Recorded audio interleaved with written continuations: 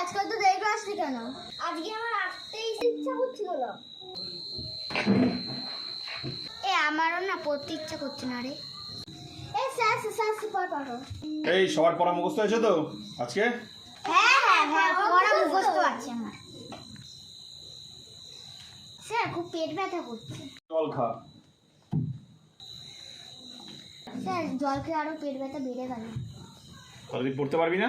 না ঠিক আছে তুই যা, বাড়ি চলে যা আজকে। স্যার আমার খুব মাথা ব্যথা করছে। তাহলে তুইও পড়তে পারবি না? আমি পড়তে পারছি না। যা তাহলে তুইও বাড়ি চলে যা।